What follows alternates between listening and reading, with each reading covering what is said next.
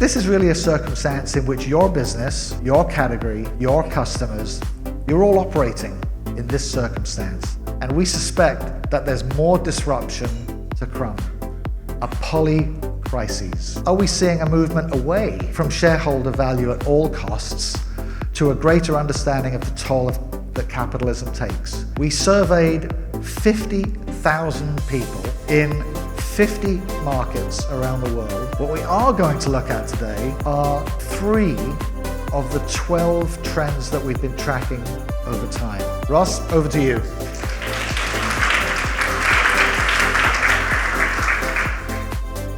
Great crowd. Very exciting for us to have such a great group of people out after all these years. So I'm hoping that we can have that conversation throughout the day today, and thanks for being here for that. Whether we think the Canadian brands are purposeful, do they have meaning, are they authentic? When I think of authentic, I think of something that is honest and totally transparent.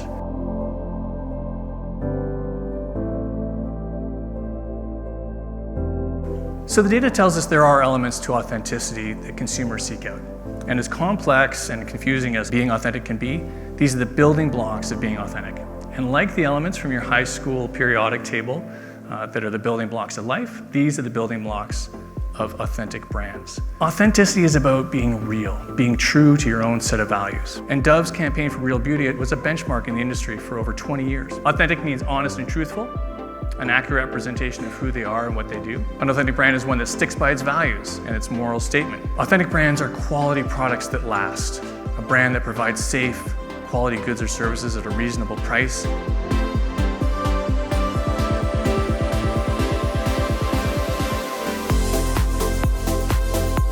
Understanding the elements of authenticity, learning from past mistakes that we've seen us all make, and understanding what's important to consumers today. Define your brand, don't change.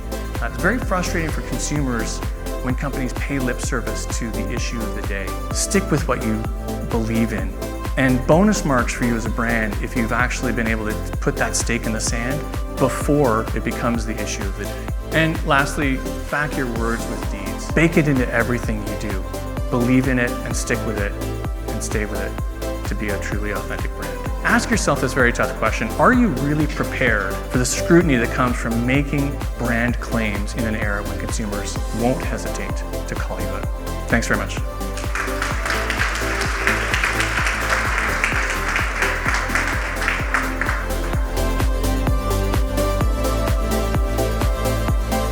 Beautiful image.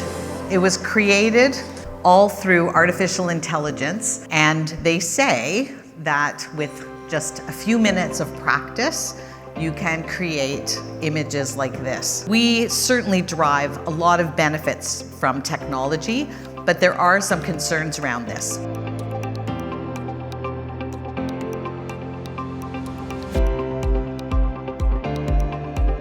Canadians are conflicted about technology. You know, we can't imagine life at this point, really, without something that we think of as almost basic, which is the internet. Yet there's something about technology that we see as bad. Maybe in spite of or because young people have grown up with a lot of this technology, they're a little bit less concerned about the worries about technology, so the Gen Z is a little bit lower. But really, there is some concern across the board. We do see that social media plays a significant role. 78% of Canadians agree that social media companies have too much power. This cuts across all generations.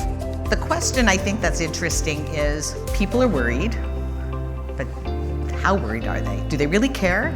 Are people actually doing anything to change their behavior? I would say most Canadians are resigned to the fact that we will trade off some privacy in exchange for technology. But there's still real disquiet in Canada about this. We really worry about the data that is being collected from us. We do a lot of global work, and Canada, you know, is always the mushy middle, right? We're always neutral about everything.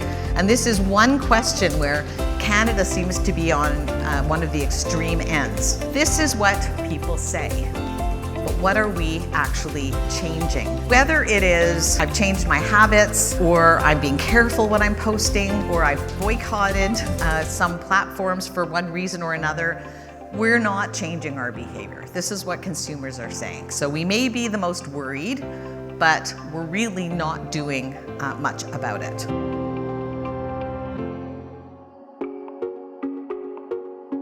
Given this data dilemma that we talked about, this sort of say-do gap, brands really need to make sure that you're not using technology just for technology's sake. You need to create an experience and give value back to the consumer through the use of technology. So we know they're worried, we know they're not changing their behavior yet, but tell them what you're doing. Don't hide, don't be coy and hide it in your little privacy, kind of documents. Embracing technology means harnessing, I think, the power of augmented intelligence and human intelligence. I do believe that brands need to retain their humanity to connect with consumers, even as technology gives us these opportunities.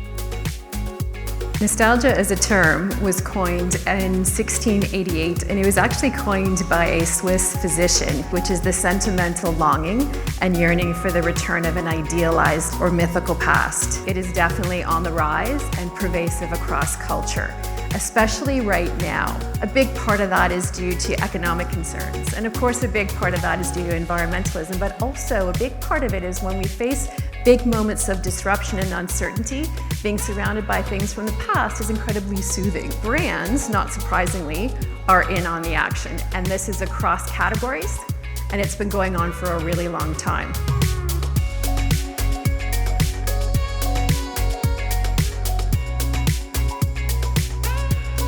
So why the enduring appeal of nostalgia? Well, is because it's actually a reaction to everything else that we've been talking about this morning. So all the polycrises that Steve talked about off the top, the concerns around authenticity and who can we trust and who can we believe in that Ross spoke about, and of course the data dilemma that Carla spoke to. So all these concerns, these disruptions are pushing and creating that desire to live at a simpler, more authentic time, or simpler, idealized past. You see stats like, I would love my country to be the way it used to be. Canada, as Carla said when she talked about the mushy middle, Canada lives kind of at the global average, but again, well over half of people. And also, I would have preferred to have grown up when my parents were children. Again, Canada a little bit lagging, but still almost half the population. The appeal and allure of nostalgia is consistent across all generations. And some of the pieces that I read about it said, well, when you think of Gen Zs, they're kind of hardwired for it. Like in their social media feeds, it's constantly popping back up. But it's actually not just that. It's actually because psychologically, what happens in a moment of nostalgia is it starts with a look back. It starts with that return to an idealized past. And it happens whenever a major life event happens. So it's triggered, of course, if you're in your 80s or in your 70s and you've lost a spouse or you're downsizing your home or whatever, but it can just as equally happen if you're 18 years old and you're moving out of your home for the first time, or if you're 30 years old and you're having your first kid. So that sense of nostalgia and the appeal of nostalgia and the psychological effect happens at any age.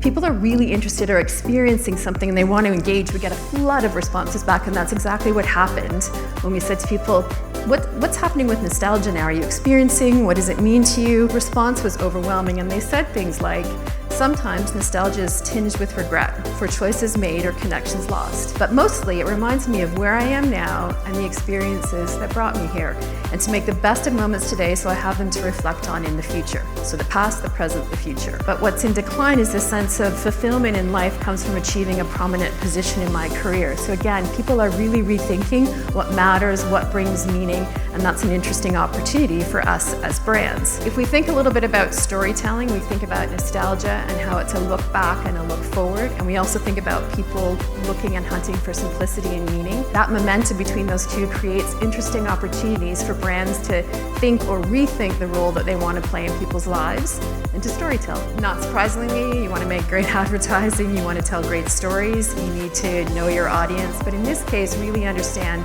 their cultural memories and their present context. The second piece is then obviously the brand story part of it. So consider, brands are made up of mental networks, they're built on stories, so whether you're reminding and reinforcing a story, or in this moment of disruption when people are rethinking and changing, are you going to nudge your brand story a little bit? We also know that the more we engage emotionally in our storytelling, the more resonance and the more we lock it into memory, but also the harder time people have remembering the brand.